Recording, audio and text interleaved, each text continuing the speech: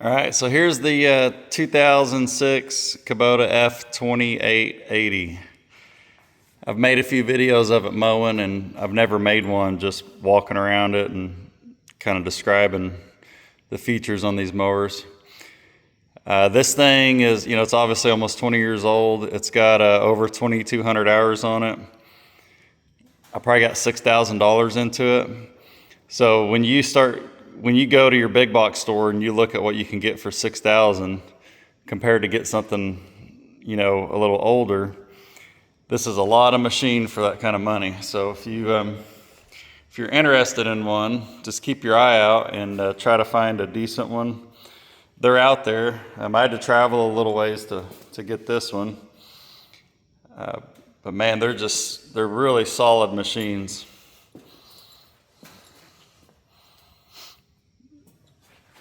So we'll start in the back. Hopefully this helps someone that's looking to buy one. This one's a four-wheel drive model. And it's easy. If you're looking at them for sale, you see this bigger axle back here and you can tell it's four-wheel drive. Also, the tires on the back they're bigger.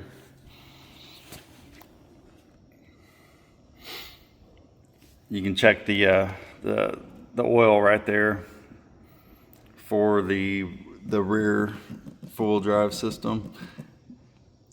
But big heavy frame that runs all the way up to the front. Here's your oil filter. Fuel tank's on just this side. It's only one fuel tank, but it's big. Got a rear weight back here. You can actually get another one of these, flip it over, and put on top of this one if you need more weight. As your exhaust comes out. Here's your steering cylinder. I'm getting a little bit of a leak right here. I'm going to have to take care of that. Those right there are the auxiliary hydraulic hoses. So if you're going to run, I don't know, let's say it's like a snowblower up front. You got a pivoting chute, like a directional chute to go back and forth. That'd be one thing I can think of you could put on. Here's the battery. There's supposed to be a cover. It was not with the machine.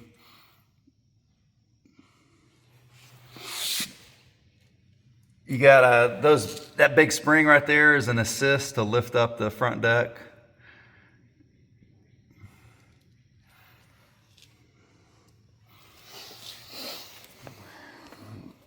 And to open the hood, you got this little latch right here.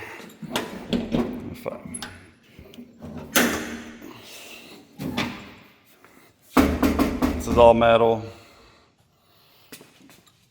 You got your schedule right there. This one it must have cracked out. Someone welded a piece on to that latch to fix it. So this is a little 3-cylinder Kubota engine, and let's see if you can read that. Looks like an 1105.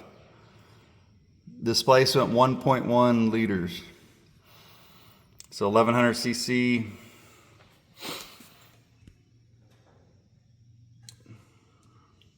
It is liquid cooled. Got a fuel filter right there. And then that solid one right there, that's your little fuel, like a lift pump, or what I call a lift pump. And then you got another fuel filter right there.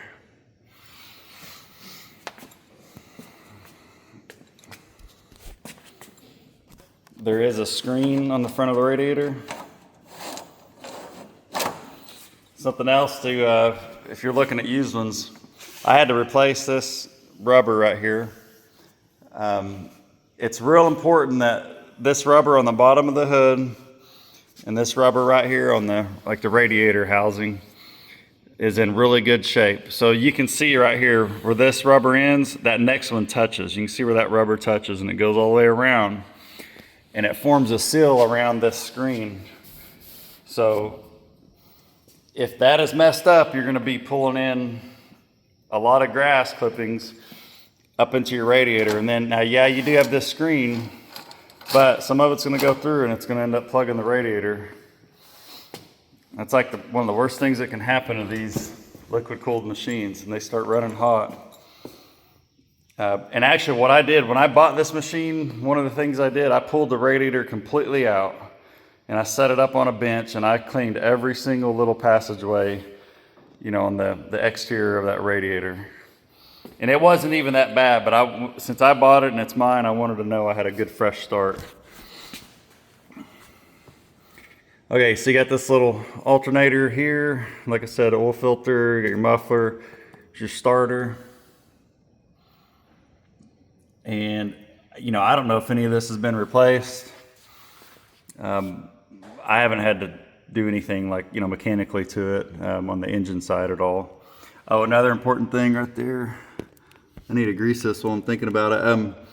You've got a shaft that runs from your engine up to your transmission. So they are separate. So that's pretty much everything on the engine side. It's easy to see. This suspension right here, I built this seat suspension myself. So I cut all these out, designed it, cut them out. These are off an X-Mark mower.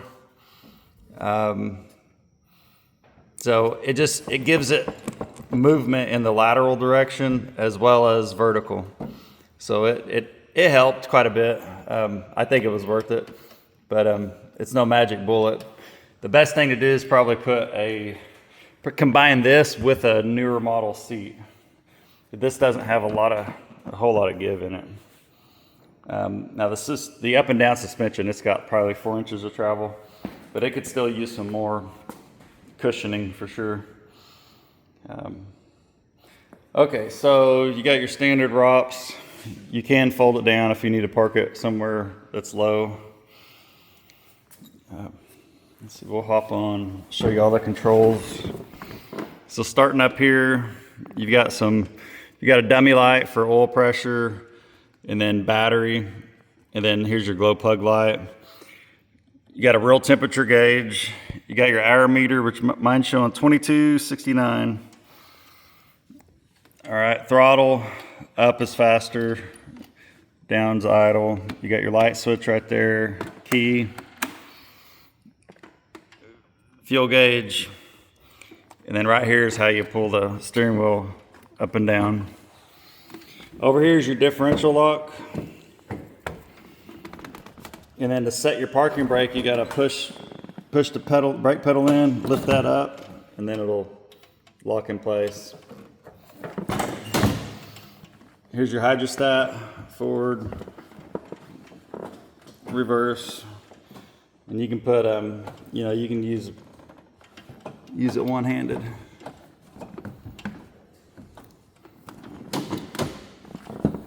don't know why it doesn't. Of course, I make a video and it's acting up. What the heck? It doesn't want to go in reverse. Okay, somehow I had it screwed up. So there's reverse, there's forward, reverse. This brake pedal, it'll lock your hydro pedal into the neutral position as well as set the brake. So I don't think it come back all the way and it was hanging up. So never been a problem before. Don't let that scare you. Okay, so right here is where you will check your hydro fluid. So the transmission and all your hydraulics that, you know, run your auxiliary hydraulics and your deck lift up and down, as well as your steering, it's all contained in this one unit. So you just got one spot to check your hydraulic fluid. And then that's where you would add it. Okay, over on the left, this is your four-wheel drive engage and disengage. Got a nice handle right here to hold on to, cup holder, and then just miscellaneous storage. And on the right, we'll start back here. This is your PTO. This engage is pretty smooth as well. I don't really know how they're doing it. It's probably some type of wet clutch, but it does engage nice and smooth. Right here is your auxiliary hydraulics. So like I was saying, if you had like a snowblower chute, whatever else you might put on. I know if you put a bagger on them, I think like the big giant bagger that goes on the back, I think you could plumb it in to where this would dump it as well. You could have another one, you know, this one only came with one that I've never used, and good chance I'll never use it. Right here is this is your deck lift up and down. So pull back and it'll lift it up. Push forward, it'll go down. And then if you push it all the way forward, it locks in the float. So this is how you mow.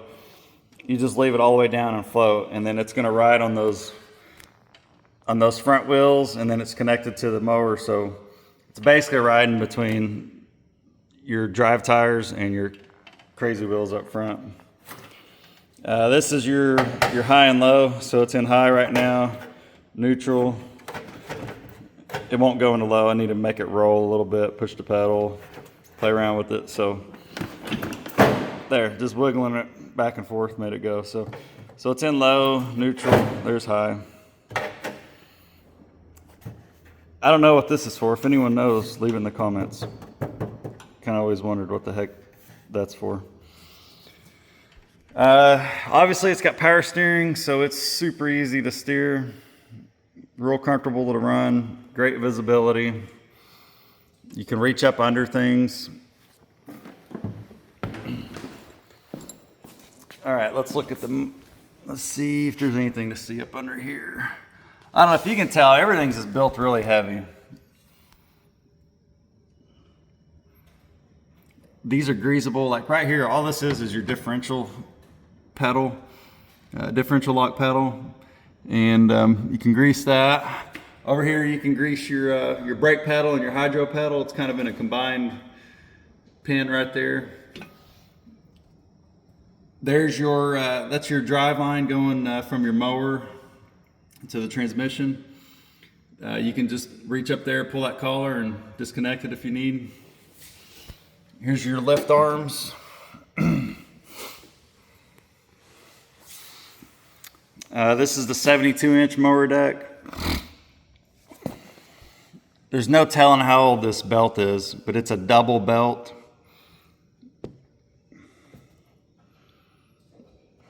I know the one I have on my BX mower is, I bought it new in 2008, and it still has the same belt on it. And it's got a ton of use. So you can tell it's starting to separate a little bit there. But hell, it may be good for another 10 years. There's just no telling. But I plan to run it as long as it'll go. These are kind of a little wore out.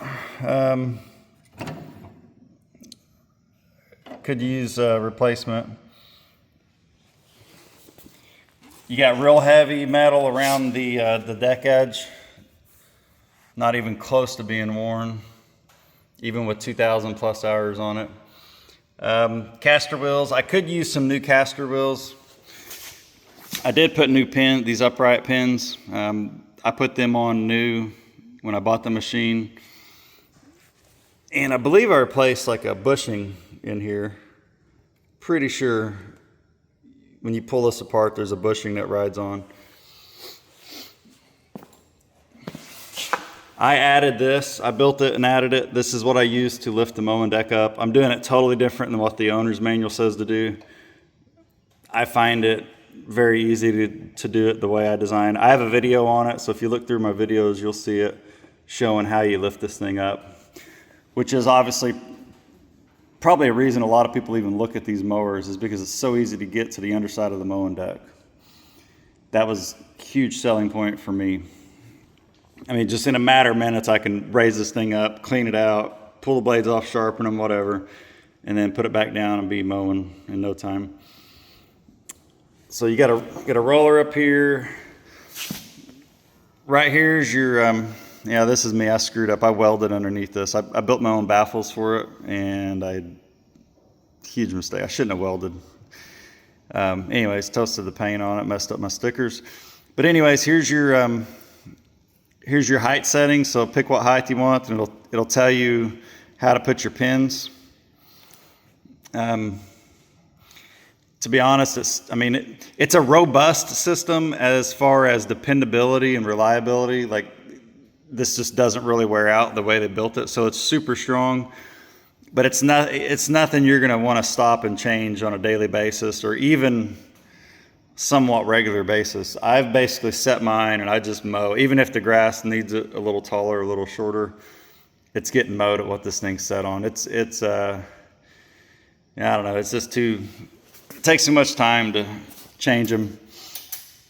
And really, when you do that, you need if your tires are a little bit lower, your tires got to be perfect, and you need to recheck your the rake. I guess you call it the rake on your deck. Like if you're looking at it from the side, the angle, you want the front tip of that blade to be like a 1/4 inch lower than the back.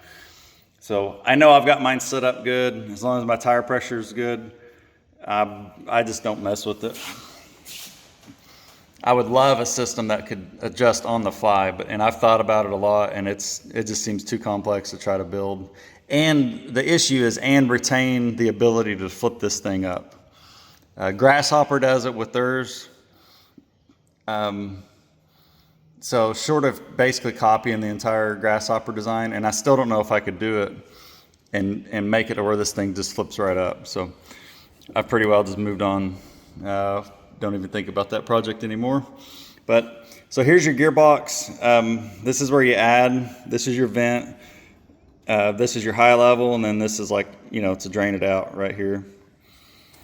I have put a lower seal on this gearbox. It was a super easy job, but I noticed I was losing just a little bit. Like when I had it parked for a while, it would drip a little bit of fluid out. Lower seal, and I didn't have to pull the gearbox apart. It was just, I had to remove it, but I didn't have to take the gears and the shafts out to change that seal. You can get to it from the outside. Here's your other U-joint going in. Right here is your idler pulley, and it's your tensioner pulley. So you got a spring right there pulling tension on that belt. Works great. When you want to remove the belt, you just release the tension on this. So I've got a bar that'll fit in there, and I can pull it and release the tension.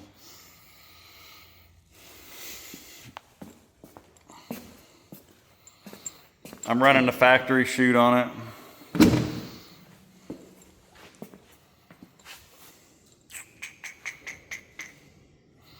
That's really about it. If anyone has questions, if they want to see a video up close of something, just tell me. I just want to help people out that are looking for them, and I'm telling you, for the money, if you think you want one of these, just find a good one and get it. I think you're going to be happy. Oh, I didn't show you. Right down there is the hydraulic filter, and if you scoot, this seat is adjustable. Right here's your handle, so you can slide that forward and you can get to that filter. It may look bad, but it's not that bad to get to.